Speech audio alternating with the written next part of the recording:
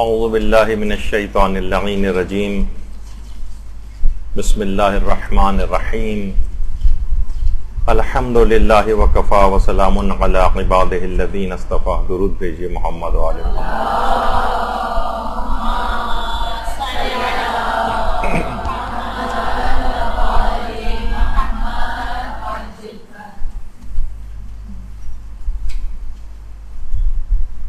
مستحب کی نیت سے یا بہتر ہونے کی نیت سے ہاتھوں میں جو عقیق فیروزہ وغیرہ پہنا جاتا ہے، اس کے فقہی مسائل پچھلی نشست میں بیان ہو چکے، اور جیسا کہ آپ نے دیکھا کہ طہارت کے احکام کے اندر ان کا مسئلہ ڈسکس ہوتا ہے، نمازوں کے احکام میں ان کا مسئلہ ڈسکس ہوتا ہے، خمس کے احکام میں ڈسکس ہوتا ہے، وضو غسل و تیمم کے احکام میں ڈسکس ہوتا ہے. اچھا، اب جو بھی عقیق یہ جو چیزیں پہنی جاتی ہیں نگینے، ان میں اہم ترین جو ہے وہ عقیق ہے، اور اکثر علماء اس کے استحباب کے قائل ہیں اور اس کو پہننے کی بہت زیادہ تاکید کرتے ہیں. اچھا، اس کے اثرات بھی بہت زیادہ بیان کیے گئے ہیں. اس کی ان روایات جس کے اندر ان کے فوائد وغیرہ ڈسکس ہوئے ہیں، ان کی اسناد کے متعلق گفتگو ہوئی ہے. اس کے فوائد کیا کیا ہیں ان کو پہننے کے، اور واقعتاً وہ تمام فوائد جو کہ ان پتھروں کو پہننے کے روایات میں بیان ہوئے ہیں، یا وہ صرف شہرت ہی رکھتے ہیں، واقعیت بھی رکھتے ہیں، یعنی واقعتاً ان کے اندر وہ سب چیزیں پائی جاتی بھی ہیں یا نہیں پائی جاتی ہیں. تو اس سلسلے میں مجتہدین کے آراء اور فتاوی کیا ہیں، اور ہم اصلی اور نقلی کی پہچان اس سلسلے میں کیسے کریں گے کہ کون سا پتھر اصلی ہے کون سا نقلی ہے، تو یہ سب آگے چل کر ڈسکس ہوگا. تو دیکھیے، اس سلسلے میں اصل میں دیکھا جائے تو لوگ بہت زیادہ افراط و تفریط کے قائل ہیں.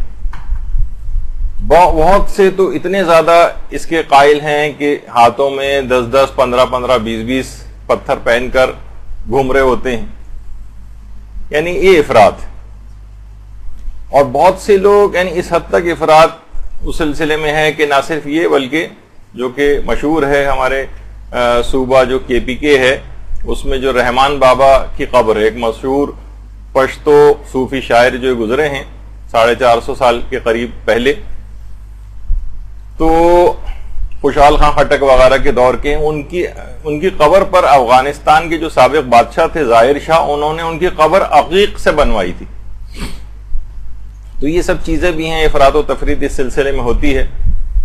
تو بہرحال یہ کہ ان پتھروں کو ہاتھوں میں پہننا یہ مستحب ہے یا علماء نے بہتر قرار دیا. اچھا، کیا یہ بغیر سبب اور وجہ کے مستحب ہے، یعنی ان کے کوئی فائدے وغیرہ نہیں ہے، بس ایسے ہی کہہ دیا گیا ہے کہ آپ ہاتھ میں پہننا مستحب ہے، یا اس کے واقعی کچھ جسمانی اور روحانی اثرات بھی ہوتے ہیں؟ دیکھیے، تمام انبیاء کرام روایات کے اندر ملتا ہے کہ وہ اس کو پہنتے تھے. اس پہ بلکہ نقش کندہ کرواتے تھے، جو ہماری اگلی نشست ہوگی اس کے بعد انشاءاللہ کوشش کریں گے کہ وہ آخری نشست ہو اس سلسلے کی. تو تمام انبیاء کرام پہنتے تھے، پیغمبر اسلام پہنتے تھے، دیگر معصومین پہنتے رہے ہیں، علماء اور اولیاء جو ہے اس کو پہنتے رہے ہیں اور اس کو پہننے کی تاکید بھی کرتے رہے ہیں. اور ایک طبقہ ایسا ہمارے ہاں پیدا ہو گیا جو وہابیت کے افکار سے کچھ متاثر ہو گیا، وہ ان چیزوں کے خواص کا بھی انکار کرنے لگا ہے، اور سطحی نگاہ سے دیکھیں تو وہ تقریباً ہر وہ چیز جو کہ فضیلت والی ہوتی ہے اس کا انکار کرنے کے اوپر اتر آیا ہے. یعنی کسی بھی چیز کی فضیلت اگر کہیں بیان ہو جائے تو فوراً ان کو یہ تلاش کرنی ہوتی ہے کس طرح سے اس چیز کو ضعیف قرار دیا جائے اور یا اس کو مشکوک بنایا جائے.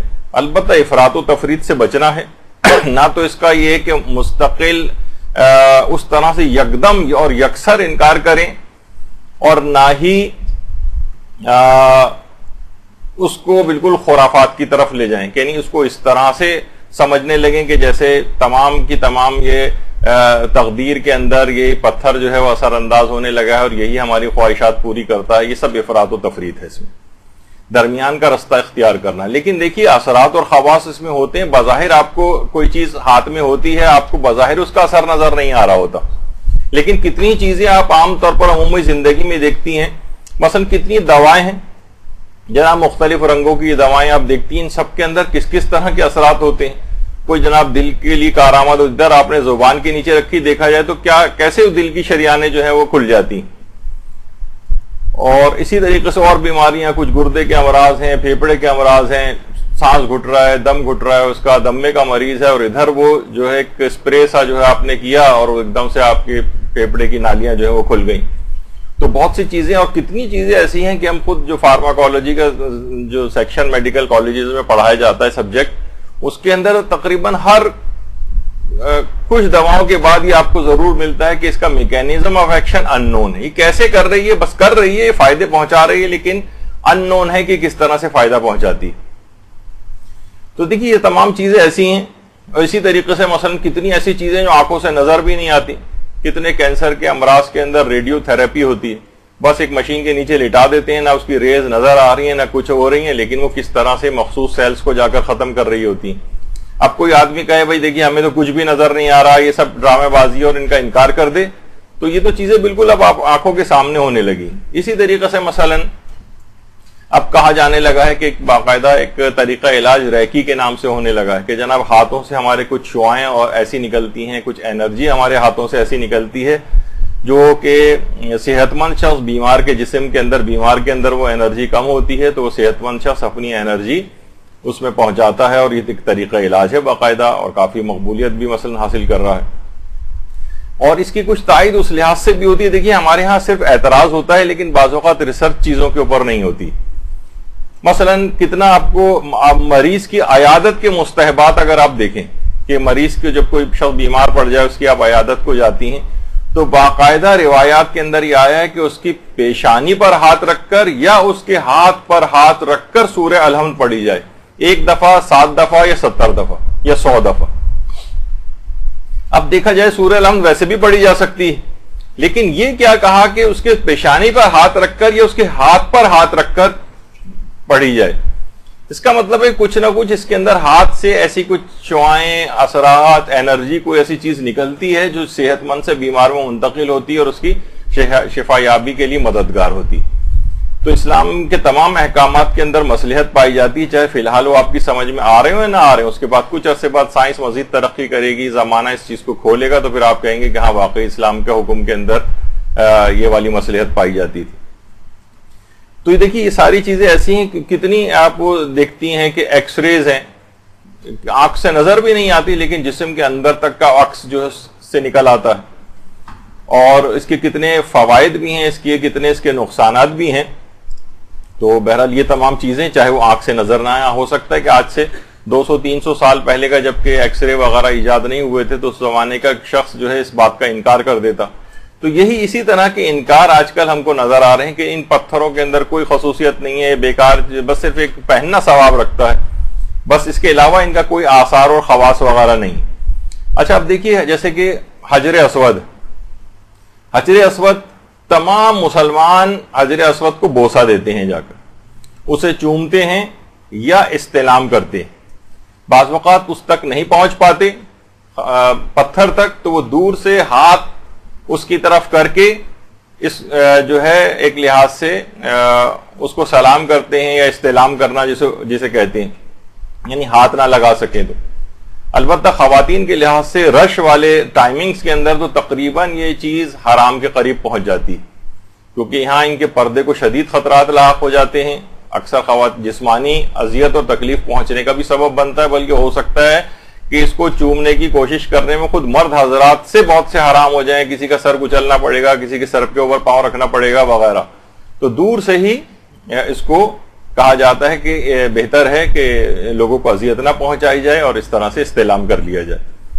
اچھا اب یہ ہاتھ کے اشارے سے سب کچھ ہو رہا ہے, تو دیکھیے یہ ہاتھ کے جو اثرات ہیں یہ ریکی کے اندر بھی ہوتے ہیں, اور آج بھی ہم دیکھتے ہیں کہ ہاتھ سے جو بایو میٹرک وغیرہ کا طریقہ کار جو ہے وہ جو چیز شروع ہوئی ہے, اس کے اندر کیا ہوتا ہے, آپ کے انگلیوں کے نشانات لیے جاتے ہیں, انگلیوں کے نشانات, اچھا انگلیوں کے نشانات ان سب کی بھی حیثیت ہے، اور خود دین کے اندر بھی ہمارے بہت سے احکامات دیکھیے. ہم نے کچھ ایسے زاویے آپ کے سامنے پیش کر رہا ہوں جو ہو سکتا ہے اس سے پہلے آپ کے دماغ میں نہ آئے ہوں، کہ مثلا قبر پہ جب انسان کسی کی جاتا ہے تو اس کے اوپر ہاتھ رکھتا ہے قبر کے اوپر، اور پھر سورہ قدر کی تلاوت کرتا ہے، اور اس میں یہ ہے کہ انگلیاں اندر گڑائی جائیں، انگلیاں، اور سید کی اگر قبر ہے تو انگلیاں اور زیادہ اندر گہری گڑائی جائیں. یعنی یہ آپ پڑھیں مستحبات وغیرہ کے اندر تو سورہ قدر تو ویسے بھی پڑھی جا سکتی، اس کو قبر کے اوپر ہاتھ رکھنا اور انگلیاں اندر قبر کے اندر لے جانے کی کا کرنا، یہ ایک اسلامی حکم. تو اس کے فوائد بتائے گئے، اور کتنے بڑے بڑے علماء ہیں، آیت اللہ شیخ جواد تبریزی اور دیگر علماء جو بھی قبروں کے اوپر جاتے ہیں وہ قبر کے اوپر اپنی انگلیاں رکھ کر، اور کہتے ہیں کہ اس کے اندر سے جو جہاں جہاں قبر کے اوپر انگلیاں رکھی جاتی ہیں وہاں اتنی جگہ وہ قبر نورانی ہوتی چلی جاتی ہے، ہاتھ سے کیسی شعائیں وغیرہ اس کے نکلتی. تو یہ تمام چیزیں دیکھیے اس طرح سے ہیں. تو یہ جو میں بایو میٹرک کے سلسلے میں اس طرح کی بات جو کر رہا ہوں کہ حجر اسود کو بھی کے لیے بھی دیکھیے یہ والی چیز ہے. حجر اسود پہ کیوں ہاتھ رکھا جا رہا ہے؟ ایک لحاظ سے بایو میٹرک ہو رہا ہے، یہ گواہی اور تصدیق کرے گا اس آدمی کی روز قیامت. تو اس لحاظ سے ایمان کی گواہی اس میں ہوتی. ہو سکتا ہے کچھ سال بعد ایک نیا بایو میٹرک آ جائے جس میں صرف حجر اسود کو یعنی دور سے ہی، ہمارے ہاں جو بایو میٹرک ہوتے ہیں دور سے ہی انگلیوں کا کہیں کسی جگہ ہاتھ رکھنا بھی ضروری نہ ہو، صرف دور سے ہاتھ رکھیں اور بایو میٹرک ہو جائے، جس طریقے سے آج حجر اسود کا دور سے استعلام ہو رہا ہوتا ہے. تو دیکھیے تمام چیزیں ایسی ہیں کہ یہ اس کا بالکل انکار نہیں کرنا چاہیے، بلکہ اب تو آپ دیکھ رہے ہیں کہ جو شناختی کارڈ اور جو پاسپورٹ وغیرہ بھی ہیں وہ آن لائن ان کے سسٹم شروع ہو گئے ہیں، اس میں دور سے ہی اپنی انگلیوں کے پرنٹس وغیرہ جو ہے وہ وہاں پر کر کے بھیجنے ہوتے ہیں. تو ایک لحاظ سے اب دور سے بایو میٹرک بھی ہو رہا ہے. تو یہ تمام چیزیں ایسی ہیں کہ انکار نہیں کرنا چاہیے. تو اس لحاظ سے بعض روایت میں دیکھیے یہ بھی کہ جنت سے آیا ہوا ایک پتھر، اور ابتدا کے طور پر حجر اسود سفید ہوا کرتا تھا. بعض روایتوں میں ہے کہ گناہگاروں کے گناہوں کے باعث یا ان کے گناہگاروں کے ہاتھ لگانے کی وجہ سے سیاہ ہو گیا، ورنہ ابتداً یہ سفید رنگ کا پتھر تھا. تو اس سے بھی اندازہ لگایا جا سکتا ہے کہ بعض گناہ دیکھیے اتنے خطرناک ہیں کہ سخت پتھروں پر بھی اس کے اتنے اثرات ہوتے ہیں کہ سفید پتھر کو سیاہ کر دیتے ہیں. تو آپ سوچیے کہ قلب انسانی جو کہ ایک لطیف ایک پیکر ہے، اس کے اوپر ان گناہوں کے کتنے خطرناک اثرات ہوتے ہوں گے. تو بعض روایتوں میں کہ گناہگاروں کے ہاتھ لگانے کی وجہ سے یہ سیاہ ہو گیا.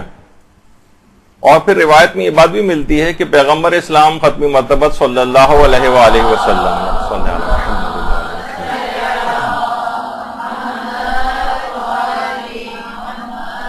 نے جب اپنا آخری حج کیا تھا، اس میں جس وقت پیغمبر نے طواف کیا تھا تو اپنی سواری پر بیٹھے بیٹھے اونٹ تھا یا خچر تھا، اپنے طواف کیا تھا اور اپنے عصا کے اشارے سے استعلام کیا تھا.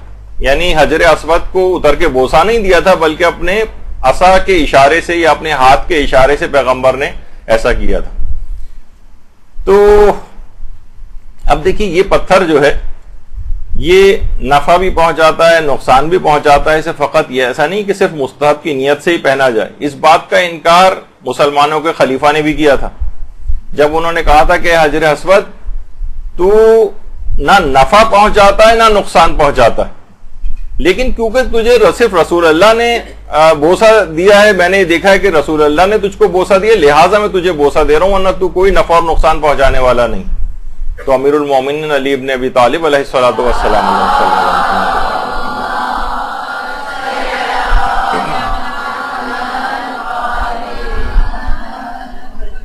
ہم نے فرمایا تھے خطاب کے بیٹے یہ نفع بھی پہنچاتا ہے اور نقصان بھی پہنچاتا ہے.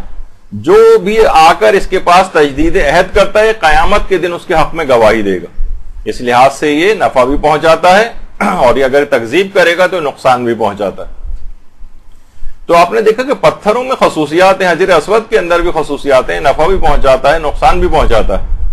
اس لحاظ سے جیسے کہ امام نے اس کو بات بیان کی. تو البتہ یہ ضرور ہے کہ ان پتھروں کو ذاتی حیثیت میں تقدیر میں مؤثر سمجھنا غلط ہے، اور یہ کوئی کرتا بھی نہیں ہے اصلاً دیکھا جائے. کہ اے پتھر مجھے رزق عطا کر، اے پتھر مجھے مثلا زندگی عطا کر، یہ تو کوئی بھی نہیں کہتا.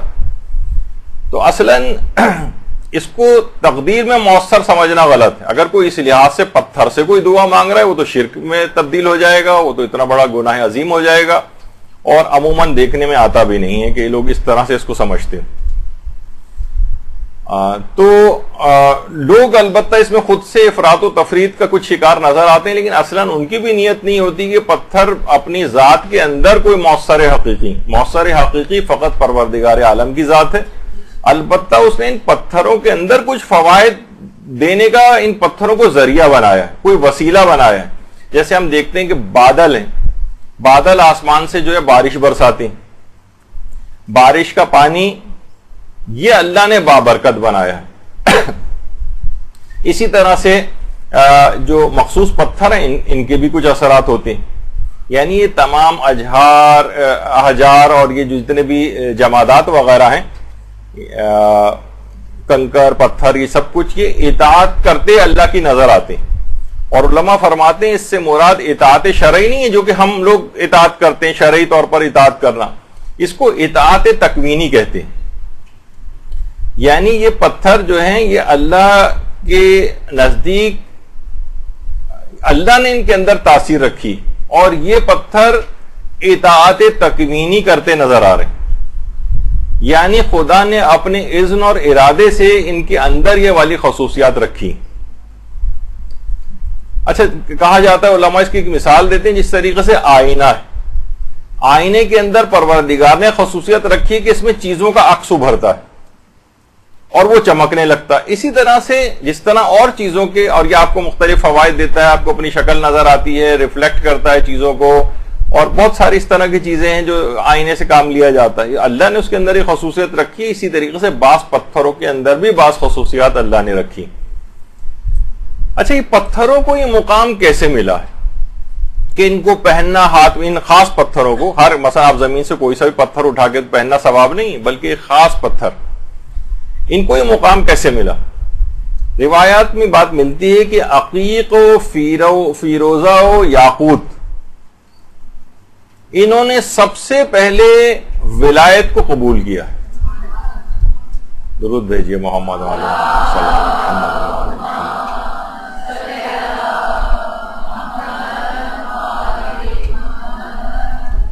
بلکہ روایات میں تو یہاں تک یہ بات آئی ہے کہ پیغمبر نے امیر المومنین علیہ السلام کو یہ بات بیان فرمائی ہے کہ عقیق، یہ جو سرخ عقیق ہے، یہ وہ سب سے پہلا پہاڑ تھا جس نے اللہ کی ربوبیت کا، رسول اللہ کی نبوت کا، اور مولا علی کے وسیع رسول ہونے کا، اور ان کی اولاد میں جو باقی ائمہ ہیں ان کا باقاعدہ اقرار کیا تھا.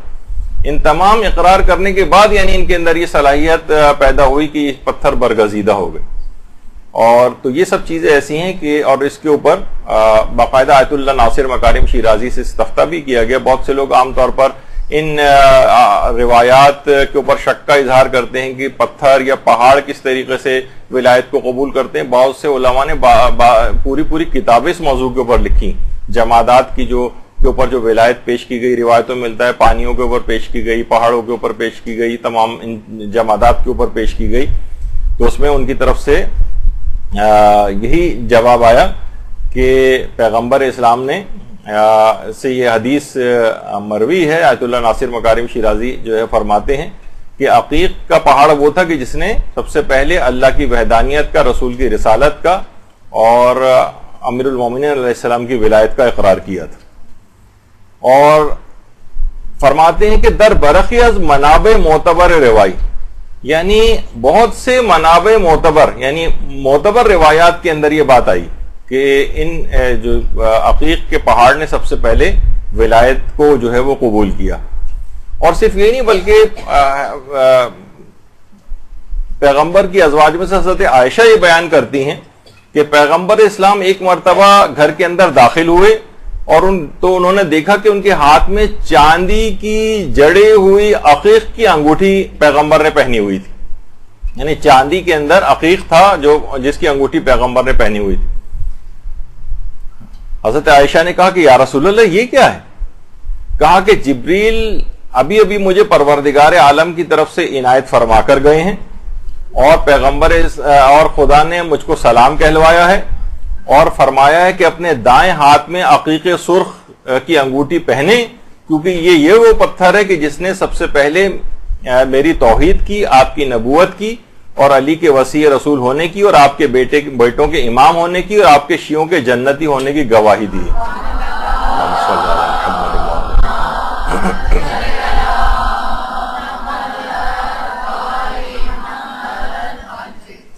تو بہرحال اہل سنت کی بھی کتنی ہی روایات کے اندر یہ بات آئی ہے کہ پیغمبر اسلام خود بھی عقیق کی انگوٹھی پہنا کرتے تھے، اور صحیح مسلم کے اندر بھی روایت ہے کہ پیغمبر کی انگوٹھی کا جو عقیق تھا وہ حبشہ سے آیا تھا، کسی نے حبشہ سے ان کو گفٹ کیا تھا، اور ابن ابی الفوارس نے جو کتاب اربعین ہے اس کے اندر بھی اس بات کو لکھا ہے، اور احمد ابن محمد حمدانی کی جو کتاب مختصر کتاب البلدان اس کے اندر بھی ہے، عیون الاخبار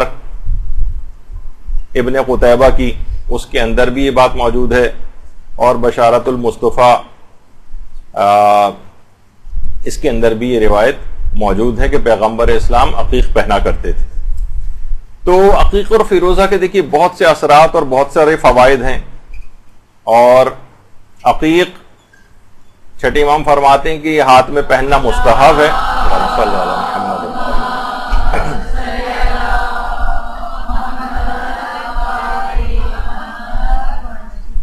اور خدا کے نزدیک جتنے بھی ہاتھ آسمان کی طرف بلند ہوتے ہیں، پروردگار کو اس ہاتھ سے زیادہ کوئی ہاتھ عزیز نہیں جس میں عقیق کی انگوٹھی، تو اس لحاظ سے بھی ہے۔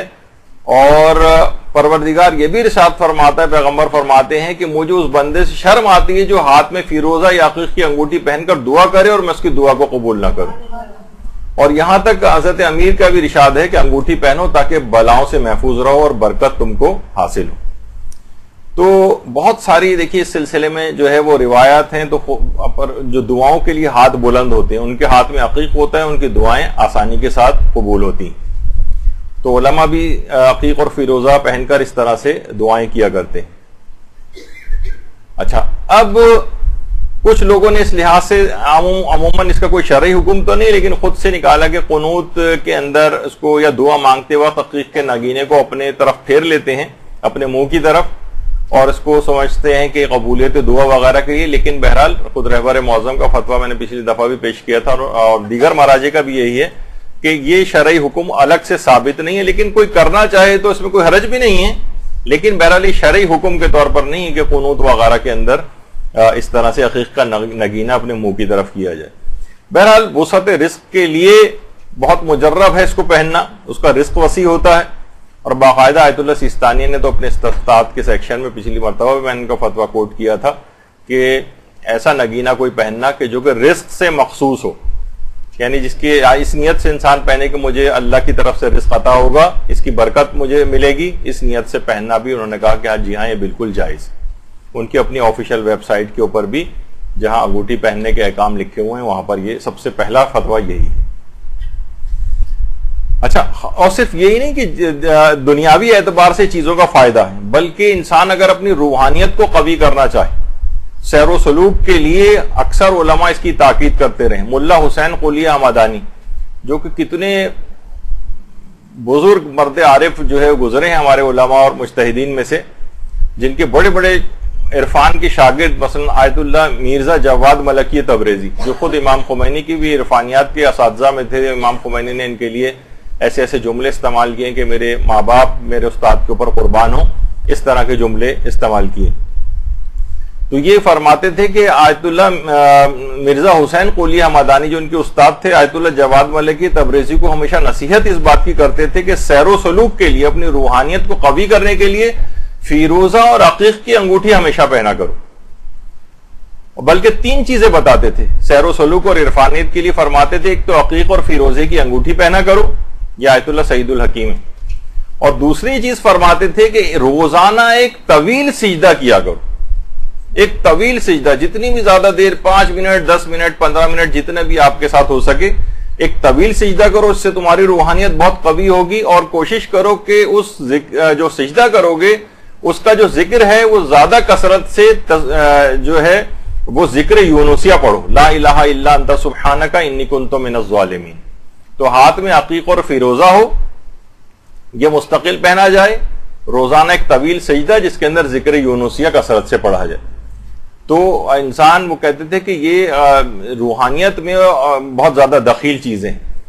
اور اسی طریقے سے روایات کے اندر یہ بات بھی ملتی ہے کہ امیر المومنین علیہ السلام بھی عقیق کی انگوٹھی اکثر پہنا کرتے تھے، اور دائیں ہاتھ کی انگلی میں سرخ یمانی عقیق پہنتے تھے، سرخ یمانی عقیق. اور وہ جو روایات کے اندر بھی ملتی ہے چیز کہ جب وہ سائل آیا تھا اور حالت رکوع کے اندر جو اپنی انگوٹھی کی زکوٰۃ مستحبی دی تھی، وہ بھی وہی عقیق کی انگوٹھی تھی جسے امیر المومنین نے اس سائل کو بخشا تھا، اور اس کے بعد انما ولیکم اللہ ورسولہ والی آیت نازل ہوئی.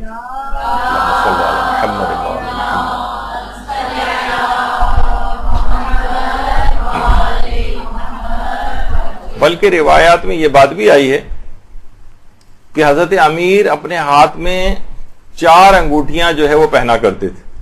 باقاعدہ شیخ صدوق نے خصال کے اندر یہ بات لکھی ہے کہ امیر المومنین کے 4 انگوٹھیاں پہنتے تھے. اچھا، ان 4 انگوٹھیوں کو اب کس نیت سے پہنتے تھے وہ بھی اس کے اندر لکھا ہوا ہے. یاقوت جو ہے امیر المومنین یاقوت پہنا کرتے تھے، اور یاقوت کو بزرگی کے لیے پہنا کرتے تھے، اور فیروزے کو پہنا کرتے تھے فتح یابی کے لیے. یعنی اس کا مطلب ہے ان چیزوں کے یہ اثرات ہوتے ہیں مخصوص. تیسرا پتھر جو پہنتے تھے وہ حدید سینی پہنتے تھے سوات سے،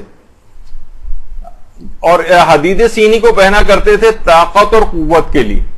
اس کا مطلب ہے کہ اس طرح کے جسمانی اثرات بھی ان کے ہوتے ہیں. اور چوتھا پتھر جو پہنتے تھے وہ عقیق پہنا کرتے تھے، اور یہ حفاظت کی نیت سے پہنتے تھے، دشمنوں سے حفاظت، بلاؤں سے حفاظت، اور یہی روایات میں ان کا بیان بھی ہوا. تو یاقوت بزرگی کے لیے، فیروزہ جو ہے وہ فتح یابی کے لیے، حدید سینی جو ہے وہ طاقت اور قوت کے لیے، اور عقیق کو حفاظت کی نیت سے. اچھا، اب بہت کچھ روایات میں ایک بات اور بھی آئی ہے کہ ایک اور پتھر بھی پہنتے تھے، لیکن وہ بہت زیادہ معتبر نہیں ہے، لیکن بہرحال روایت میں اس کا تذکرہ آیا ہے، اور وہ ہے کہ امیر المومنین عقیق آسمانی یا نیلے رنگ کا عقیق بھی پہنتے تھے. تو بہرحال روایت میں مختلف باتیں آئیں. اور یہ بھی حضرت امیر فرماتے تھے کہ 2 رکعت وہ نماز جو عقیق کے ساتھ پڑھی جائے اس 1000 رکعت سے افضل ہے جو بغیر عقیق کے پڑھی جائے. 1000 رکعت سے افضل، یعنی عقیق سے نمازیں کس طریقے سے افضلیت اختیار کر لیتی ہیں. آپ دیکھ رہے ہیں کہ کہاں کہاں جسمانی اعتبار سے، روحانیت کے اندر کے اعتبار سے، اور نمازوں کو قبولیت یا افضلیت قرار دینے کے اعتبار سے کتنا زیادہ ان چیزوں کے اثرات ہیں. اور ہمارے 8ویں امام، امام صادق علیہ السلام، صلی اللہ علیہ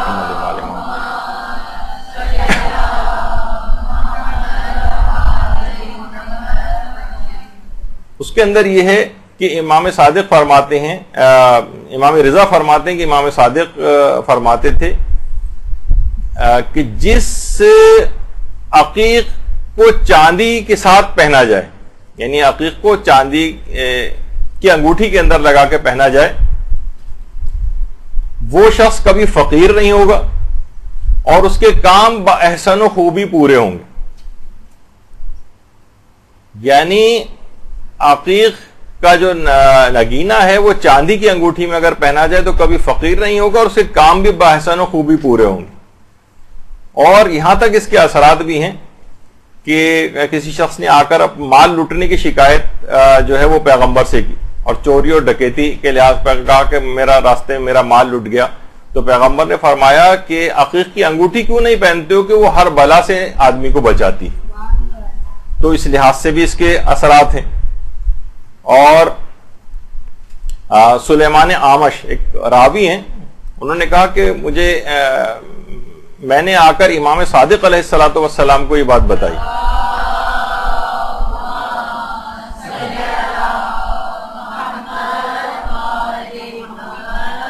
کہ منصور عباسی کے گھر میں ایک شخص کو تازیانے کوڑے مارے جا رہے تھے. امام نے فرمایا یہ بتاؤ کہ اس کے ہاتھ کی جو انگوٹھی تھی اس میں نگینہ کون سا تھا. سلیمان نے آمش سے پوچھا. اس نے کہا یا ابن رسول اللہ عقیق تو نہیں تھا. امام نے فرمایا سلیمان اعمش اگر عقیق ہوتا تو وہ تازیانے نہ کھاتا. یعنی اس کے یہ اثرات ہوتے ہیں. اسی طرح سے روایات میں پانچویں امام کے پاس ایک شخص گزرا کہ جس کو کوڑے مارے گئے, تو اس وقت امام نے فرمایا اس کی عقیق کی انگوٹھی کہاں ہے, اگر وہ اس کے ہاتھ میں ہوتی تو اس کو کوڑے نہ مارے جاتے. اور چھٹے امام نے یہ جملہ بھی ارشاد فرمائے کہ عقیق کی انگوٹھی کے ساتھ اگر انسان کوئی جاب کرے یا نوکری کرے تو وہ کوئی ناپسندیدہ بات نہیں دیکھے گا. اور عقیق کو کہا کہ سفر میں بھی محافظ باقاعدہ شیخ صدوق نے ثواب الاعمال میں ان روایات کو تذکرہ کیا. تو اس لحاظ سے آپ نے دیکھا کہ کتنی روایات کے اندر عقیق کی انگوٹھی پہننے کی کتنی زیادہ تاکید ہے, اور یہ سب اس میں جو ہے فوائد اس کے مختلف جو ہے وہ بیان کیے گئے ہیں. یہاں تک کہ روایت میں یہ بھی ہے کہ حاکم نے ایک مومن کو اولاد ابو طالب میں سے ایک شخص کو نقصان پہنچانے کا کام سپرد کیا, اور جب وہ شخص امام صادق کے پاس آئے تو امام نے فرمایا تم لوگ اس کی نوکری اور جاب جو ہے عقیق کی انگوٹھی کے ساتھ کرو, یعنی اس کو پہن کر اس کی جاب کرو. وہ شخص کہتا ہے میں نے عقیق کی انگوٹھی کے ساتھ نوکری کی تو میں نے کوئی ناپسندیدہ بات نہیں دیکھی.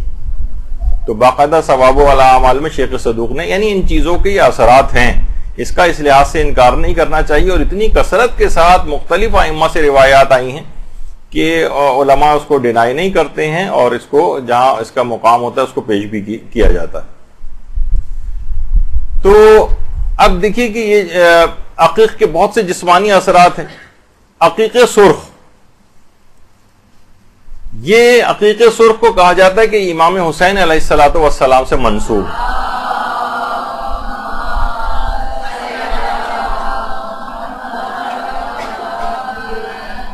اور امام حسین علیہ السلام اس کو پہنا کرتے تھے, اور یہ وہی عقیق سرخ تھا کہ جب میدان کربلا میں حضرت علی اکبر علیہ السلام شدت پیاس کی شکایت آ کر مولا سے کی تھی, تو امام حسین نے عقیق سرخ کو نکال کر علی اکبر علیہ السلام کو دیا تھا اور کہا تھا کہ بیٹا اس کو منہ میں رکھو, اس سے تمہیں تسکین قلب ہوگی اور پیاس برداشت کرنے کے قابل ہو سکو گے.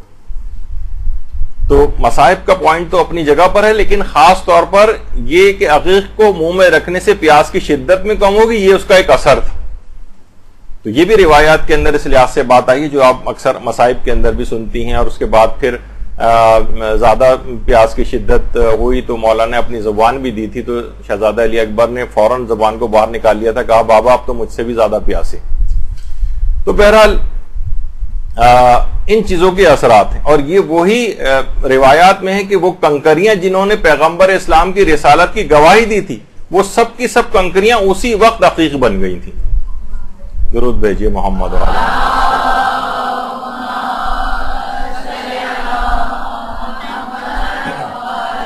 اور بعض روایت میں تو یہ بات بھی آئی ہے کہ حضرت آدم بھی اپنے ہاتھ میں سرخ عقیق پہنا کرتے تھے.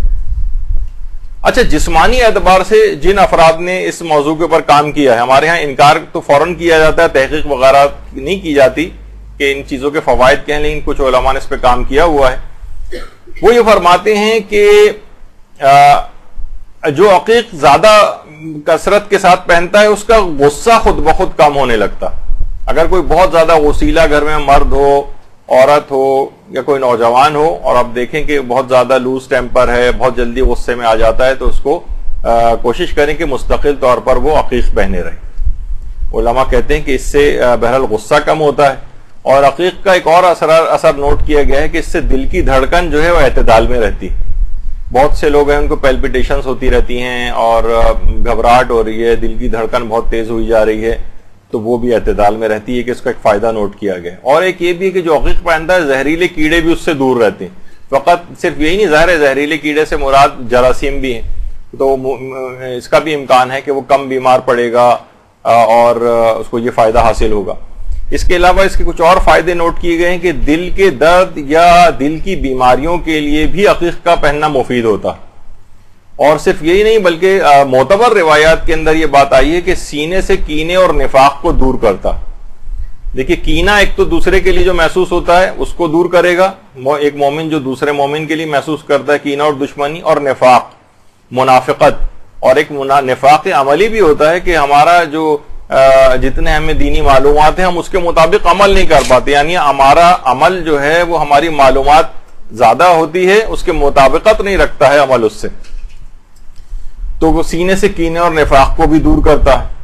اچھا، عقیق کی جو سب سے اعلیٰ قسم ہے وہ عقیق یمنی کہلاتی ہے، یا عقیق یمانی بھی کہتے ہیں۔ بعض روایت میں ملتا ہے کہ ایک ظالم حاکم نے کسی شخص کی گرفتاری کے لیے سپاہی بھیجے، تو کچھ مسلمان علماء نے اس بات کو لکھا ہے کہ پیغمبر نے اس کے اقارب کو یہ بات، اس کے رشتہ داروں کو یہ پیغام پہنچوایا کہ تم اسے، اس شخص کو جس کی گرفتاری کے لیے سپاہی بھیجے گئے، اس شخص کو عقیق کی انگوٹھی بھجوا دو اور اس کو پہنوا دو۔ پیغمبر کے حکم کی تعمیل کی گئی اور وہ شخص گرفتاری سے بچ گیا۔ تو یہ روایت اس طرح سے آئی ہیں، اور کچھ روایت میں تو یہ بھی آئی ہے کہ عقیق کو حضرت موسیٰ کے چہرے کے نور سے پیدا کیا گیا تھا۔ تو یہ فقر و فاقے کو بھی دور کرتا ہے، بلاؤں سے نجات دلاتا ہے۔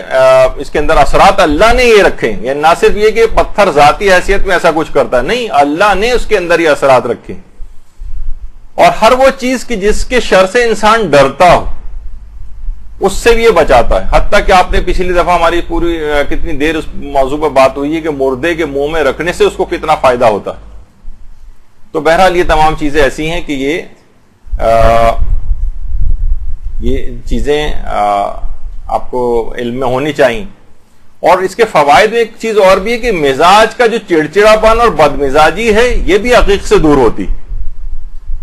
آپ نے دیکھا کہ بہت سارے لوگ ہر وقت اس جنگلی بھینسے کی طرح سے لوگوں کو سینگ مارنا اور اس کی طرح، جب یہ اس سے زیادہ کوئی اچھی تصویر مجھے مل نہیں رہی تھی کہ یہ چڑچڑے اور بدمزاج افراد جو ہیں، جو ہر وقت غصہ جن کی ناک پہ رکھا ہوتا ہے، ان کو کوشش کیا جائے گھر والے یا ان کی زوجہ وغیرہ کی کم سے کم یہ ہر وقت اس کو پہنے رہیں۔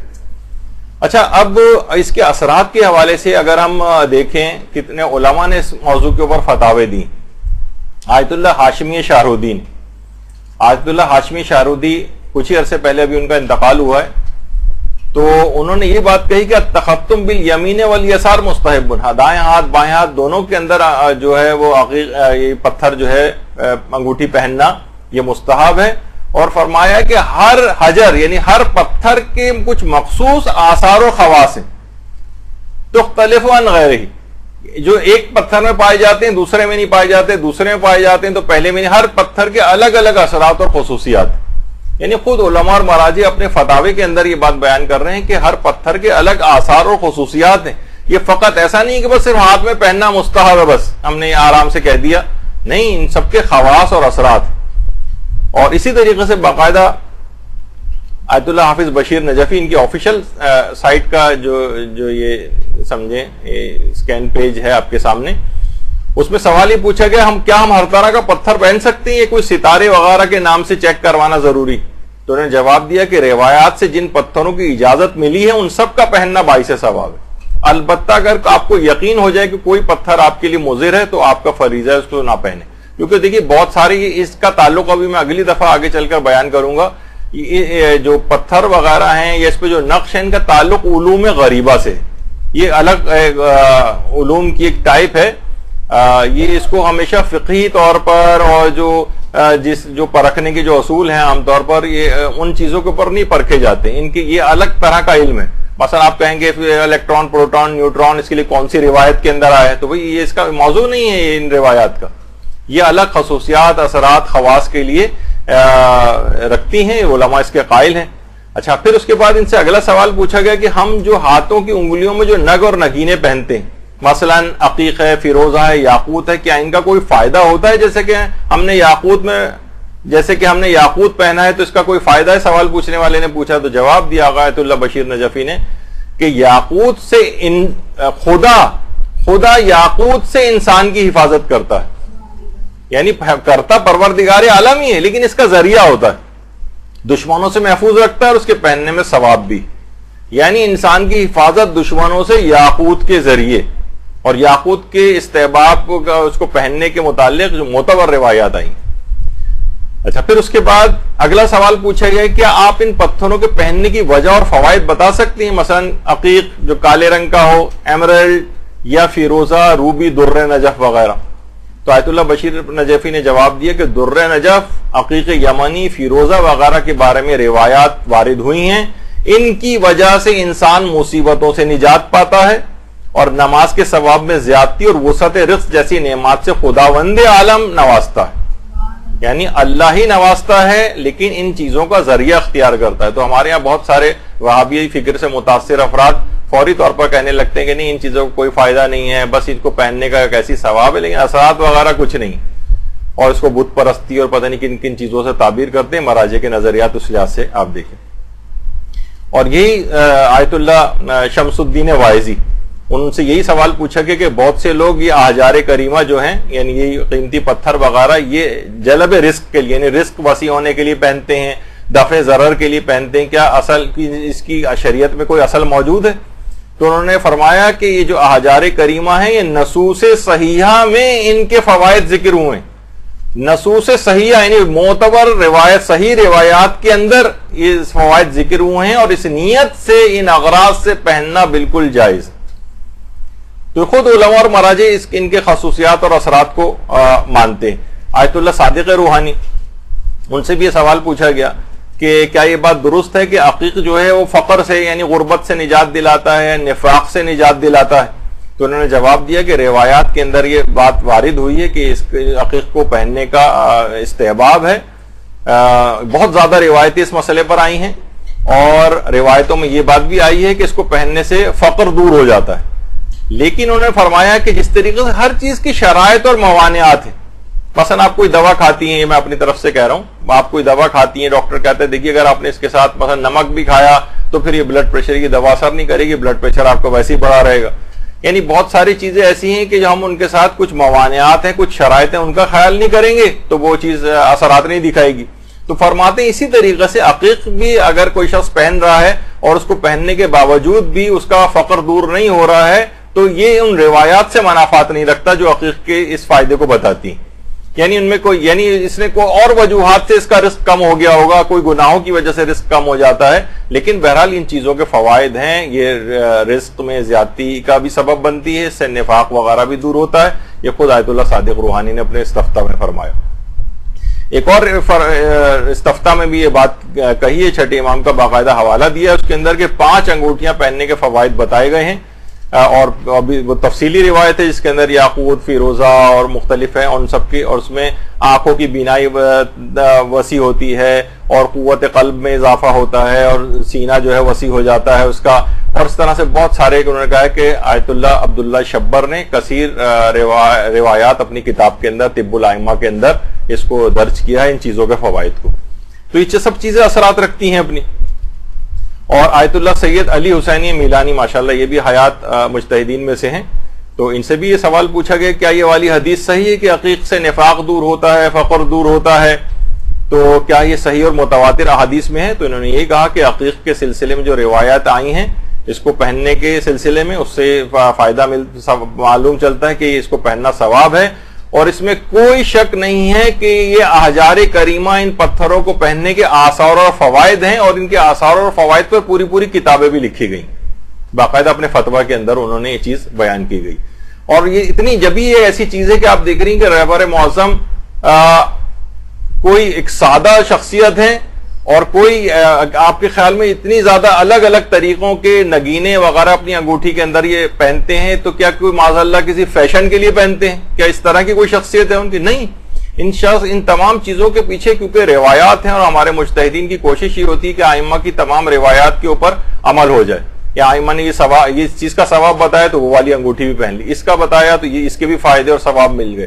انشاءاللہ اگلی نشست میں ہم یہ بھی بتائیں گے کہ اس کے اوپر کون کون سے نقش آغا رہبر جو ان کی انگوٹھیوں کے اوپر کندہ ہوتے ہیں وہ کب ہوتے ہیں, اور کون سے خاص مواقع پر کون سا نگینہ جو ہے وہ پہنتے ہیں. تو یہ عام طور پر آپ کے سامنے تاکہ رہے کہ یہ ایسا نہیں ہے کہ کسی فیشن کے طور پر یا بس کوئی, کیونکہ اگر صرف ان کو فائدہ لینا ہوتا استحباب کا, جیسے کہ بہت سے لوگوں کو وہم ہوا ہے کہ صرف پہننا ایک استحباب ہے, تو ایک انگوٹھی بھی کافی تھی. یہ الگ الگ نگینے پہننے کا اس میں کیوں, وہ تو اس سے بھی مقصد حاصل ہو جاتا. نہیں, ان سب کے آثار, فوائد اور خصوصیات ہیں. تو یہ تمام چیزیں ایسی ہیں کہ بہرحال دماغ میں رکھنا چاہیے اس کو. اور حتیٰ کہ عقیقے زرد کے اوپر باقاعدہ شرف الشمس کے نام سے اس پہ تفصیلی گفتگو ہماری اگلی کلاس میں آئے گی، اس تک کے بہت زیادہ الگ سے فوائد جو ڈسکس ہوئے، ان کے جو نقوش ہیں وہ ڈسکس ہوئے ہیں. کتنی روایات، اب میں اتنا وقت بھی نہیں کہ ان تمام روایت کو پڑھوں، کہ بہرحال پیغمبر اسلام بھی اس طرح سے پہنا کرتے تھے. اور روایات کے اندر یہ بات بھی آئی ہے کہ خود حضرت فاطمہ الزہرا سلام اللہ علیہا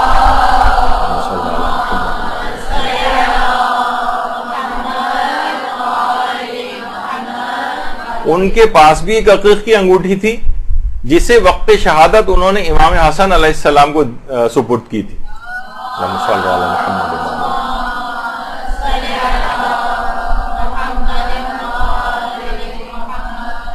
اور کیونکہ امام حسن کی انگوٹھی کا نقش یہ ہوا کرتا تھا جو ہماری اگلی دفعہ بات آئے گی، اس وجہ سے اس کو یہ دکھایا گیا ہے. اور انہوں نے اپنے وقت شہادت وہی انگوٹھی امام حسین علیہ السلام کو سپرد کی تھی. اللہم صلی علی محمد و علی محمد.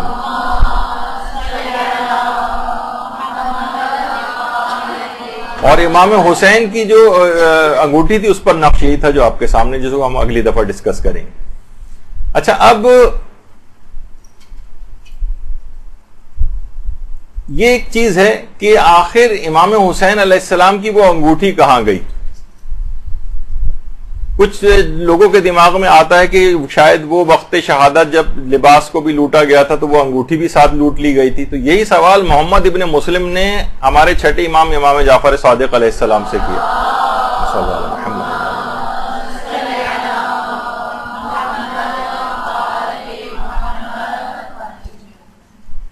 کہا کہ امام حسین علیہ السلام کی وہ انگوٹھی کہاں گئی، کیا وہ لوٹ لی گئی تھی؟ چھٹے امام نے فرمایا کہ نہیں، یہ جو کہا جاتا ہے یہ بات صحیح نہیں ہے. امام حسین نے اپنی وہ انگوٹھی اپنے بیٹے علی ابن الحسین یعنی امام سجاد کو وصیت کی تھی اور اپنی انگلی سے اتار کر ان کی انگلی میں پہنا دی تھی. دیکھیں، تبرکات معصومین ایک سے دوسرے کے اندر منتقل ہوتے. حضرت زہرا نے سلام اللہ علیہا نے وہی انگوٹھی امام حسن کو دی، انہوں نے امام حسین کو دی. اور یہ تبرکات انبیاء سے پہلے رسول اللہ سے چلے آ رہے تھے، سابقہ انبیاء سے رسول اللہ کے پاس، رسول اللہ سے حضرت امیر کے پاس. میدان غدیر کے اندر جس وقت اعلان ولایت ہوا ہے تو تبرکات انبیاء پیغمبر نے امیر المومنین کے سپرد کیے. تو اس کے بعد یہ انگوٹھی چلتی ہوئی امام حسن تک آئی، پھر امام حسین. تو امام صادق فرماتے ہیں اسی طریقے سے انگوٹھی ہمارے چوتھے امام سے، اس کے بعد یہ انگوٹھی میرے والد امام محمد باقر علیہ السلام کے پاس آئی اور پھر ان سے مجھ تک منتقل ہوئی. میں جو ہے ہر جمعے کو اس کو پہنتا ہوں اور اس کو پہن کر ہی نماز ادا کرتا ہوں. چھٹے امام نے کہا امام حسین کی وہ انگوٹھی اب میرے پاس آ چکی. اچھا، محمد ابن مسلم کے دماغ میں تجسس تھا انگوٹھی کا کہ کہا کہ میں نماز اسی کو پہن کر پڑھتا ہوں. تو کہا کہ ایک دن میں جمعے کے بعد امام صادق علیہ السلام کی خدمت میں گیا تو امام جو ہے وہ نماز میں مشغول تھے اس وقت. تو نماز کے بعد امام نے اپنا ہاتھ آگے بڑھایا تو میں نے دیکھا کہ اس انگوٹھی کے اوپر لکھا ہوا تھا لا الہ الا اللہ عدت لقاء اللہ، یعنی اللہ کے سوا کوئی معبود نہیں ہے اور زاد و توشہ اللہ سے ملاقات ہے. یہ اس انگوٹھی کے اوپر باقاعدہ انہوں نے لکھا ہوا بھی اس لحاظ سے دیکھا. تو یہ علماء فرماتے ہیں کہ دیکھیے یہ وہی انگوٹھی تھی جو تبرکات میں چلتی ہوئی امام حسین کی چھٹے امام تک پہنچی تھی اور اسی انگوٹھی کو موارث امامت میں سے قرار دیا گیا تھا کہ انگوٹھی اس طرح سے. تو ممکن ہے کہ کیونکہ ایک سے زائد انگوٹھیاں بھی معصومین پہنتے تھے تو دیگر انگوٹھیاں وہ لوٹ لی گئی ہوں، لیکن یہ خاص انگوٹھی جو تبرکات میں سے تھی یہ چوتھے امام کو اس سے پہلے امام پہنا کر جا چکے تھے. اچھا، اب ہمارے پانچویں امام ایک جملہ ارشاد فرماتے ہیں کہ عقیق سرخ، عقیق زرد اور عقیق سفید. عقیق سفید بھی ہوتا، در نجف لوگ اس کو سمجھتے ہیں، بعض اوقات وہ عقیق سفید ہوتا. یہ تینوں جنت کے پہاڑ ہیں. فرماتے ہیں جو بھی انہیں پہنے گا وہ خیر دیکھے گا، وسعت رزق اس کو ملے گی اور تمام قسم کی بلاؤں سے محفوظ ہوگا. یہ تین پتھر، اور جب یہ پتھر ہاتھوں میں ہوں جیسے عقیق وغیرہ، یہ سب دوران نماز، یعنی انسان تو نماز پڑھ رہا ہے، یہ پتھر مستقل تسبیح کرتے ہیں اور استغفار کرتے ہیں اور اس کا اجر پہننے والے کو ملتا ہے. تو ان کو اس لحاظ سے پہننے کا فائدہ ہے دوران نماز. اور ایک روایت میں ہے کہ جبریل پیغمبر اسلام کے پاس آئے اور کہا کہ یا رسول اللہ آپ عقیق کی انگوٹھی پہنیے اور اپنی امت کو بھی اس کو پہننے کا حکم دیجیے. اور باقاعدہ ایک روایت اور بھی ہے کہ جو کہ امام رضا علیہ الصلوۃ والسلام نے اپنے اجداد سے نقل کی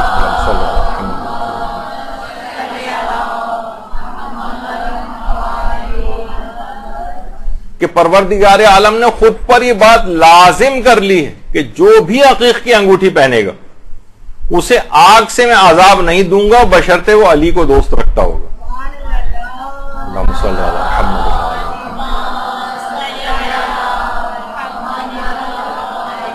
یہ آیت اللہ نوری حمدانی ہے جن کی تصویر.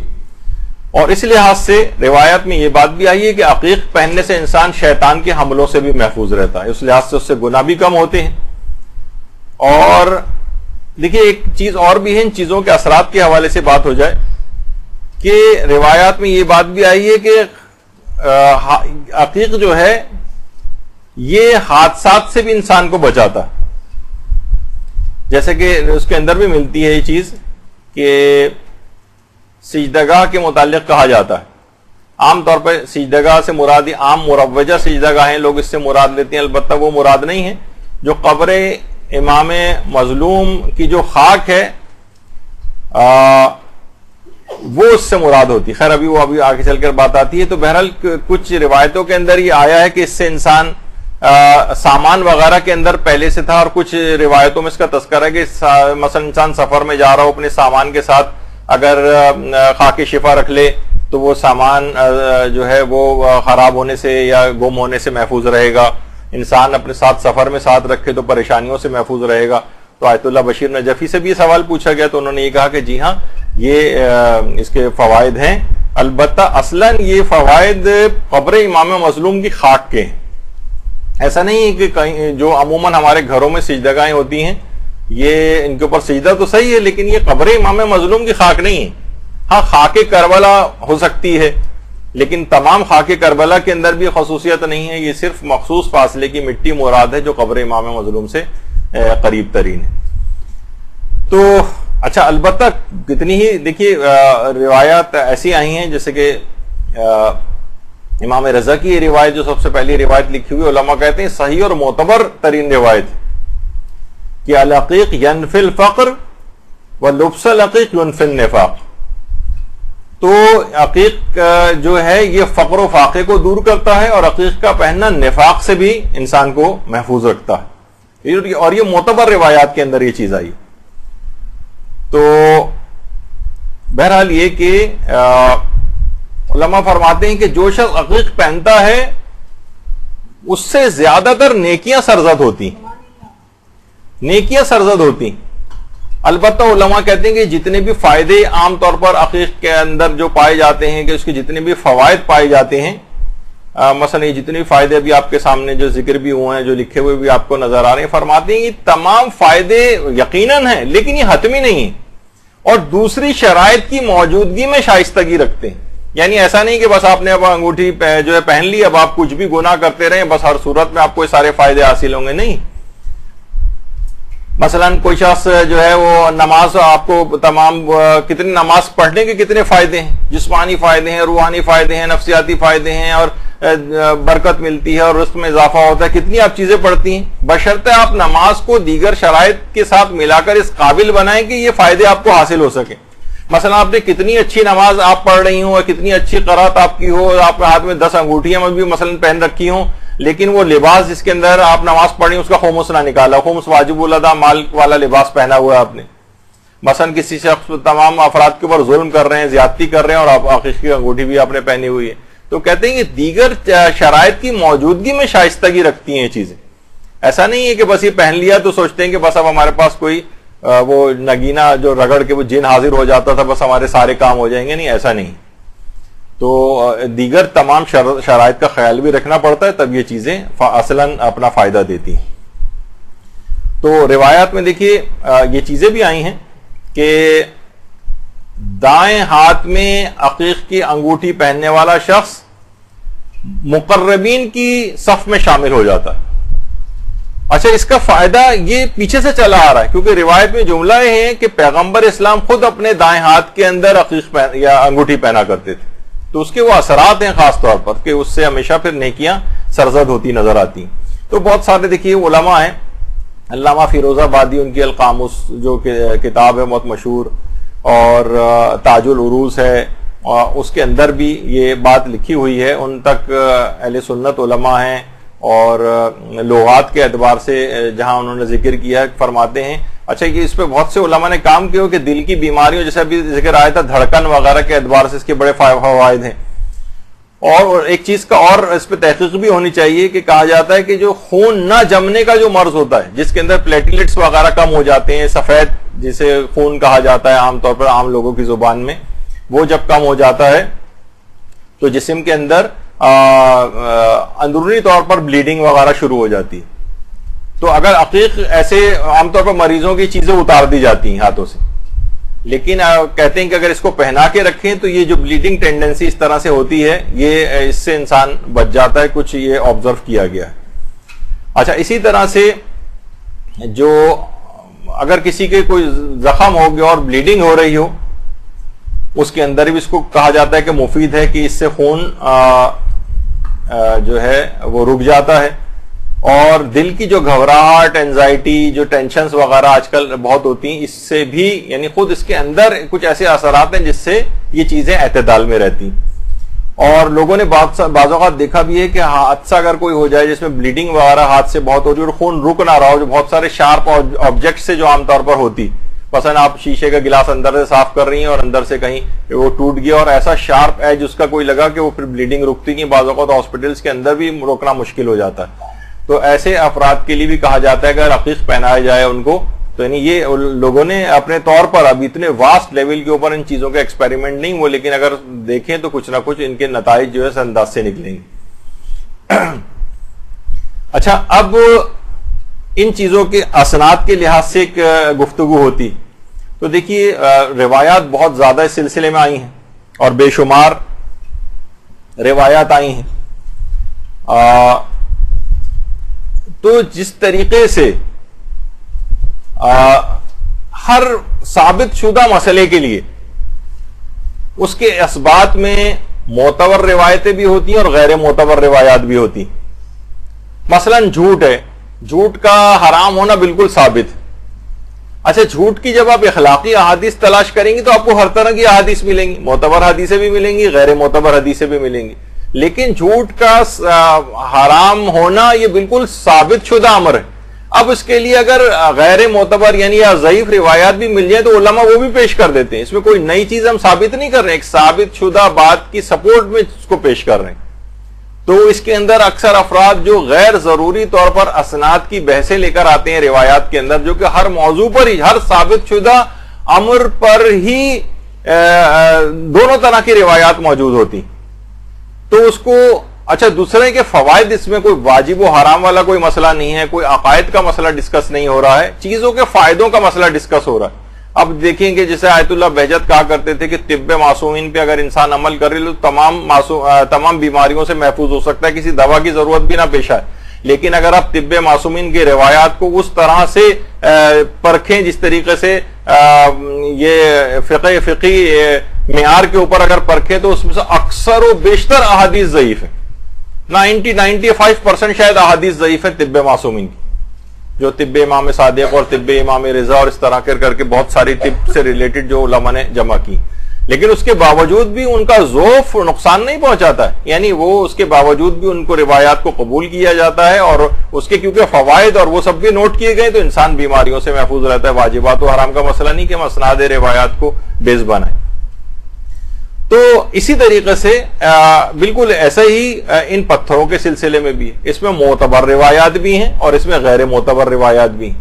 لیکن معتبر روایتوں سے یہ ثابت ہے کہ ان کے اثرات بھی ہوتے ہیں، جیسے کہ وہی ابھی اس سے پہلے بھی آپ کے سامنے امام رضا کی روایت پیش کی گئی. مثلا یہ معتبر روایت ہے، اس میں تو فقر و فاقہ دور ہوتا ہے اور نفاق یعنی جسمانی اور روحانی دونوں اعتبار سے فائدوں کا ذکر ہوا، تو یہ دیگر چیزوں کے سلسلے میں بھی روایت کو کیوں نہیں مانا جا سکتا؟ اس میں کوئی نئی چیز تو ایسی بات نہیں آ رہی. اسی طریقے سے مثلا یاقوت کے سلسلے میں بھی روایت جو ہے وہ معتبر آئی ہیں یاقوت کے سلسلے میں، اور باقاعدہ آیت اللہ ناصر مکارم شیرازی نے اپنی ویب سائٹ کے اوپر بھی ان روایات کو جو ہے وہ لکھا ہے.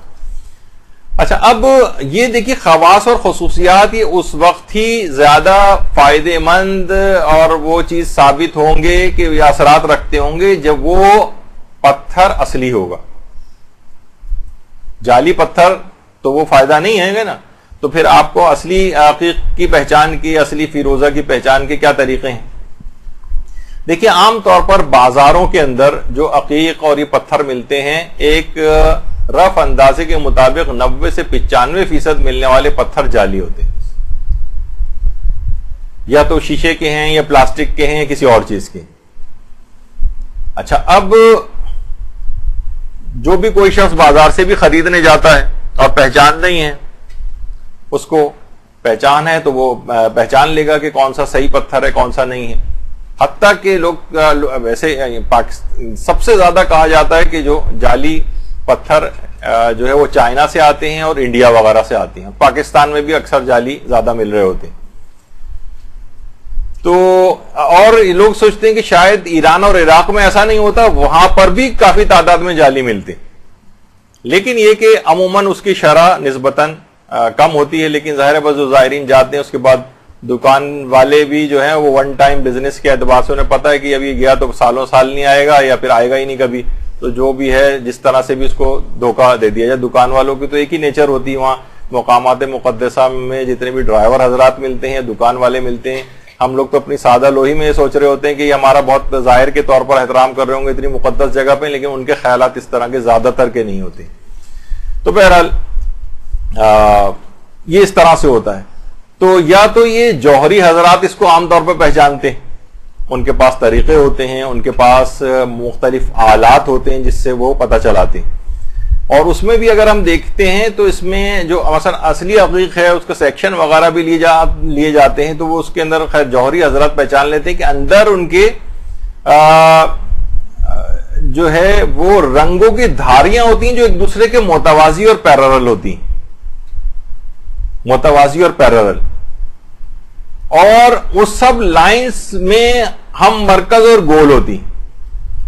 لیکن عام طور پر ایسا ہمیں تو نظر نہیں آ رہا ہوتا ہے، کیونکہ ہم جو دیکھ سکتے ہیں اس میں یہ ایک چیز دیکھ سکتے ہیں کہ عام طور پر جو اصلی عقیق ہوتے ہیں ان کے اندر کچھ دھبے ٹائپ کے نظر آتے ہیں. عام طور پر جو شیشے یا پلاسٹک کے ہوتے ہیں وہ اندر سے بالکل ایک جیسے ہوں گے. اصل کی پہچان یہ کہ اس کو اگر آپ روشنی وغیرہ کے اندر دیکھیں تو اس کے اندر آپ کو دھبے نظر آئیں گے. یہ اس کے اصلی ہونے کی پہچان. اگر کوئی دھبا نہیں ہے، بالکل کرسٹل کلیئر ہے، تو بہت امکان ہے کہ آپ کے ہاتھ میں جعلی عقیق ہے. اچھا، ایک تو یہ. تو اسی طریقے سے یہ دیکھیں آپ، بہت سے عقیق ایسے ہیں کہ جن کو بہت زیادہ تیز لائٹ میں اگر دیکھیں تو ان کے اندر اندرونی طور پر اس میں دھبے جو ہے وہ نظر آتے. کچھ کے تو خیر رنگ ایسے ہوتے ہیں، لیکن جو عام طور پر جو کلیجی رنگ کا یا کچھ اور اس طرح سے عقیق ہوتے ہیں سرخ والے، اس کے اندر تو آپ کو واضح طور پر اندر جو ہے وہ دھبے نظر آتے ہیں. دوسرا ایک اور اس سلسلے میں ایک چیز ہے کہ اگر اس کو آپ لائٹر کے ذریعے بھی چیک کر سکتے ہیں. مثلا آپ اسے عقیق کو آگ کے قریب لے جائیں، بلکہ اس عقیق کو آپ آگ اس کے اوپر رکھ کے اسے جلائیں، عقیق کے بالکل منہ پر لائٹر جلائیں آپ، تو اگر پلاسٹک کا ہوگا تو وہ جل کر خراب ہو جائے گا، اور اگر اصلی عقیق ہوا تو کچھ بھی اس پر اثر نہیں ہوگا. شیشے پہ بھی کوئی اثر نہیں ہوا، لیکن عموماً شیشے کا تو وہ ابھی ایک اور میں بتاتا ہوں، اس سے واضح طور پہ پتہ چل جائے گا کہ وہ شیشے کا ہے. یعنی لیکن عام طور پر پلاسٹک کے سب سے زیادہ مل رہے ہوتے ہیں. پلاسٹک کا ہوگا تو فوراً جل جائے گا، تو آپ کہیں گے بھائی جل کے تو خراب ہو جائے گا، تو آپ کو پلاسٹک کا وہ لے کے کرنا کیا ہے اس کا، وہ خراب ہو بھی جائے تو اچھا، پتہ چل گیا آپ کو، اسے پھینکیے آپ اٹھا کے. تو بہرحال ایک تو یہ ہوا، تو یہ عام طور پر ہوتا ہے. دوسرا بہت زیادہ آسان ایک طریقہ یہ ہے کہ اسے اگر آپ اس کی مثلا آپ کے موبائل فون میں جو ٹارچ ہوتی ہے اس کی لائٹ کے اوپر اگر عقیق رکھ دیا جائے اور وہ بالکل اس کو ایسا ریفلیکٹ کرے گا کہ بالکل جس طرح شیشہ ہوتا ہے نا، اگر وہ شیشہ ہے یا پلاسٹک ہے تو بالکل ساری روشنی باہر نکال دے گا، ذرا سے بھی اندر جذب نہیں کرے گا. جبکہ اصلی عقیق ہوگا اس کے، دیکھیے جیسے عام طور پر یہ بلب ہوتا ہے، یہ ساری روشنی اس طرح سے پوری باہر نکال دیتا ہے، لیکن اگر اصلی عقیق ہوگا تو اس کے پیچھے آپ نے لائٹ رکھی تو ساری لائٹ کو اپنے اندر ایبزارب کرے گا، بہت ہی کم لائٹ باہر نکالے گا. پیچھے سے دیکھیے اسٹرانگ لائٹ ہے لیکن اس نے جو ہے ساری لائٹ کو اپنے اندر جذب کر لیا. یہ اس کے یعنی اگر آپ پیچھے سے اس کے اسٹرانگ لائٹ ماریں تو دھبے بھی آپ کو جو ہے اس کے نظر آ جائیں گے واضح طور پر، اس سے اس کی پہچان ہوگی. اور دوسرا ہی کہ لائٹ کو اپنے اندر ایبزارب کر لیتا. یہ دیکھیں آپ نے اس کے پیچھے ایک اسٹرانگ لائٹ تھی لیکن اس نے اس کو نا جذب کر لیا لائٹ کو ساری. یہ دیکھیے آپ، تو اس طرح سے ہوتا ہے. یہ دیکھیں اس کے اندر بھی دھبا آپ کو اس کے اندر نظر آ رہے ہیں اور پیچھے سے اس نے ساری لائٹ بھی ابزارب کر لی، عقیق اصلی ہونے کی پہچان. لیکن اگر پوری تیز لائٹ وہ ریفلیکٹ کر رہا ہے باہر کی طرف تو سمجھ جائیے کہ وہ نقلی عقیق. اچھا، اسی طرح سے جو عام طور پر جو نقلی عقیق ہیں یہ چاندی وغیرہ میں لگے بھی نہیں ہوتے. ایک میگنیٹ ٹیسٹ بھی کہلاتا ہے میگنیٹ کا، یعنی اگر آپ کو عقیق یہ معلوم کرنا ہو کہ اصلی چاندی ہے نہیں تو اس کے قریب لے کر آئیے تو یہ نان میگنیٹک ہوتا ہے، سلور جو ہوتا ہے یعنی چاندی، اس سے آپ پتہ چلا لیں گے. ورنہ لوہے کوبالٹ یا کسی اور طرح کی کوئی چیز ہوئی تو فوراً جو ہے وہ میگنیٹ کو اٹریکٹ کرے گا، چپک جائے گا اس کے ساتھ آ کے. لیکن اگر یہ سلور کو بھی اگر آپ کو چیک کرنا ہے تو اس سے بھی پتہ چل جاتا ہے، کیونکہ خود آپ نے دیکھا کہ سلور میں پہننے کا بھی ایک الگ روایات کے اندر اس کا بھی ایک فائدہ اور ثواب جو ہے وہ بتایا گیا ہے. تو اس لحاظ سے بھی ہمیں دیکھنا چاہیے. خیر، پھر اس کے بعد ایک چیز اور بھی ہے، اس سے کچھ حضرات کہتے ہیں کہ یہ طریقہ صحیح ہے، اس سے بھی عقیق کے اصلی ہونے کا پتہ چلتا ہے، اور کچھ کہتے ہیں کہ نہیں یہ اتنا معتبر نہیں. لیکن بہرحال دونوں طرف کے جو افراد ہیں وہ کہتے ہیں کہ اگر ایک بال کو آپ عقیق اصلی کے اوپر رکھیں اور اس کو جلائیں مثلا سگریٹ کے ذریعے کسی بھی اور چیز سے، تو اگر عقیق اصلی کے اوپر رکھا ہوا ہے وہ بال تو وہ کبھی جلے گا نہیں. اور جیسی آپ اس کو عقیق سے جعلی عقیق یا کسی اور چیز پہ رکھیں گے فوراً جل جائے گا. بہت سے لوگوں نے اس کا تجربہ کیا، اللہ عالم میں نے تو کبھی نہیں کیا، لیکن یہ سننے میں آتا ہے کہ یہ بھی ایک طریقہ ہے. لیکن کچھ افراد کا جو ماہر ہیں وہ کہتے ہیں کہ نہیں، یہ بعض اوقات اصلی عقیق کے اوپر بھی جلا دیتا ہے. اور لیکن زیادہ تر لوگوں کا عمومی ایک رجحان یہ ہے کہ ایک طریقہ یہ بھی ہے، لیکن یہ اتنا زیادہ مجھے اس کے متعلق معلومات نہیں. تو عقیق کے لحاظ سے تو اس کے پہچان یہ ہو گئی. اچھا، اب آ جائیے فیروزہ. اچھا، فیروزے میں بھی دیکھیے ایک تو اصلی نیشا پوری فیروزہ کہلاتے ہیں. اصلی نیشا پوری فیروزہ جو سب سے اس کی اعلیٰ ترین قسم ہے فیروزے کی، اس میں اس کے نچلے حصے کو اگر آپ دیکھیں تو نچلے حصے پر اس کے اوپر کالے دھبے اور وینز سی جاتی نظر آتی ہیں. یہ اصلی نیشا پوری عقیق ہونے کی اس کی نشانی. اچھا، جو عموماً جو فیروزے ہوتے ہیں، اگر نقلی فیروزے کے متعلق سے کچھ دن بھی اگر دھوپ میں رکھا جائے تو اس کا رنگ اڑ جاتا ہے. یہ اس کا مطلب ہے نقلی فیروزہ. مثلا کوئی آپ خرید کے لے آئی ہیں بازار سے یا بہت عرصے سے آپ کے پاس رکھے ہوں، آپ انہیں دھوپ میں رکھ دیں، کچھ دن بعد دیکھیں گے ان کا رنگ اڑ جائے گا. اچھا، جبکہ اصلی جو فیروزہ ہے کہا جاتا ہے کہ اس کی اصل آب و تاب ہی الگ ہوتی ہے بالکل.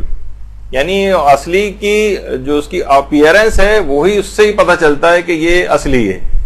اچھا، اصلی عقیق کے ایک اور اصلی فیروزے کی ایک یہ بھی سے اگر آگ سے تپش دی جائے تو یہ کالا پڑ جاتا ہے. کہتے ہیں کہ اس کے اندر کچھ پانی ٹائپ کا ہوتا ہے، وہ سوکھ جاتا ہے اور ایک دم سے ہی کالا پڑ جاتا ہے اصلی عقیق جو ہے. اور اصلی فیروزہ، بار بار عقیق کہہ رہا ہوں، اصلی فیروزہ.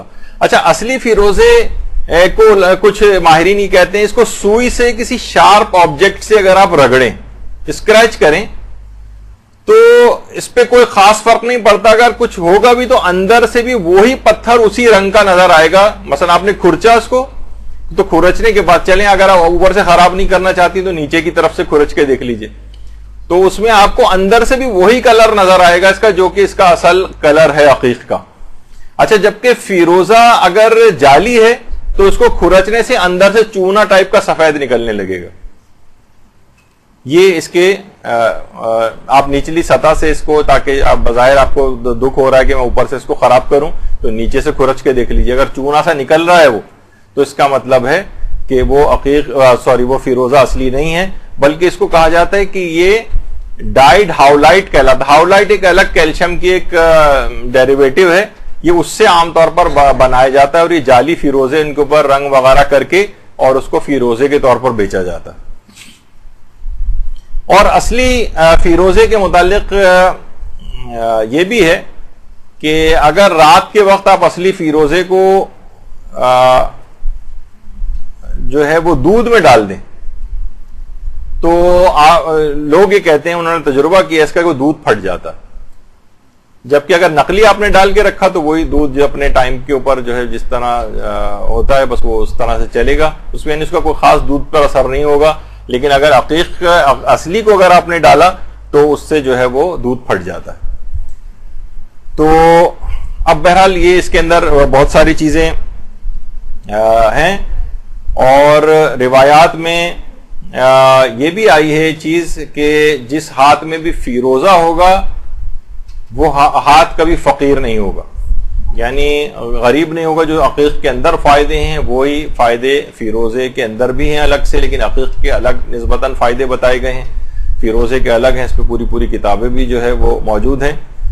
اور علماء کرام جو ہیں وہ بھی عقیق کو بھی پہنتے ہیں، فیروزے کو بھی پہنتے ہیں۔ آپ نے پچھلی نشستوں کے اندر بھی دیکھا تھا، آیت اللہ سیستانی فیروزہ پہنتے ہیں، عقیق بھی پہنتے ہیں۔ آیت اللہ کوئی دونوں ہاتھ میں، ایک ہاتھ میں عقیق ایک ہاتھ میں فیروزہ پہنتے تھے۔ رہبر معظم کی تو اگلی دفعہ ہم زیادہ تفصیل کے ساتھ بیان کریں گے، اور کہ وہ کون کون سے عقیق اور پتھر جو ہے عام طور پہ پہنتے ہیں، اس پہ کیا کندہ کرواتے ہیں۔ آیت اللہ بہجت کے متعلق بھی یہ بات ملتی ہے کہ وہ بھی اس انداز سے جو ہے مختلف پتھر وغیرہ پہنا کرتے تھے۔ اور صرف آپ نے دیکھا کہ صرف اس میں صرف یہ کہ استحباب ہی صرف مقصود نہیں ہے، بلکہ ان چیزوں کے فوائد بھی ہیں۔ فوائد میں یہ ہے کہ کچھ چیزوں پہ ہمارے یہاں اصل میں کام نہیں ہوا ہے، یہی چیز سائنس اس کے پیچھے اگر لگ جائے اور وہ ان چیزوں کے وہ نکال لے تو پھر لوگ بڑے آرام سے، مثلا کوئی بھی یہودی اور عیسائی ڈاکٹر بھی اس کے بعد کہہ دے گا، کوئی نامور ادارہ کہہ دے گا تو ہم فوراً اس کے اوپر یقین کر لیں گے۔ تو لیکن یہ کہ روایات کے اندر یا علماء کوئی چیز بیان کریں تو اس کو شک و شبے کی نگاہ سے عام طور پر دیکھا جاتا ہے۔ تو یہ دماغ سے اس طرح کی چیزوں کے متعلق نکال دیں کہ ان چیزوں کے کوئی اثرات نہیں، اور صرف مستحب ہونے کی نیت سے اس کو جو ہے پہنا جائے، نہیں، اس پہ اللہ نے اثرات رکھے، اس نیت سے پہنے، اور اللہ ان کے ذریعے مختلف چیزوں سے انسان کو بچاتا ہے، مصیبتوں سے بچاتا ہے، ان کے اندر کچھ خصوصیات ایسی ہوتی ہیں، تو اس کو ماننے میں کوئی حرج نہیں ہے۔ البتہ براہ راست ان چیزوں کو اپنا حاجت روا سمجھنا یا براہ راست ان چیزوں کو مؤثر حقیقی سمجھنا یہ شرک ہے، اور یہ گناہ اور شرک کی منزل کے اوپر انسان کو لے جاتا ہے کہ پتھر سے ہم براہ راست کوئی چیز مانیں۔ لیکن اگر ہم اس کو یہ کہیں کہ اللہ نے ان کے اندر یہ اثرات رکھتے ہیں تو اس کو پھر پہننے میں کوئی حرج نہیں، اور یہ انشاءاللہ وہ فوائد دے گا۔ البتہ یہ ضرور ہے، جیسے اپنے ابھی آیا کہ یہ فائدے دیگر بہت ساری چیزوں کے ساتھ مشروط بھی ہوتے ہیں۔ جس طریقے سے مثلا آپ علاج کریں اور پرہیز نہ کریں، آپ جو ہے نیک اعمال انجام دیں اور اس کے ساتھ اس کو تباہ و برباد کرنے والے اعمال بھی انجام دیں، تو پھر ان کے فوائد وہ چیزیں نظر نہیں آتی۔ انشاءاللہ اگلی نشست کے اندر جو پوری نشست ہوگی ہماری، عقیق کے اوپر کون سے نقش کندہ کروانے چاہیے جو بھی آپ انگوٹھی پہنے، اور ائمہ اور انبیاء اور اولیاء اور مجتہدین کرام کیا کیا نقش کندہ کرواتے رہے ہیں، یہ انشاءاللہ اس کا ایک موضوع بنے گا۔ اور ایک خاص نقش ہے جو کہ امیر المومنین سے منسوب ہے، اور وہ ہے شرف الشمس کہلاتا ہے۔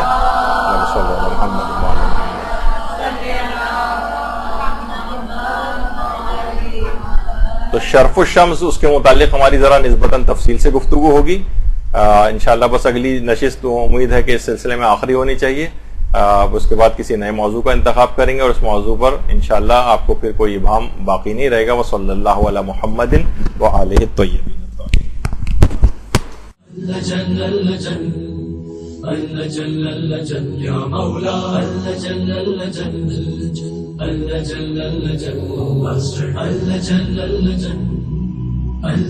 يا صاحب الزمان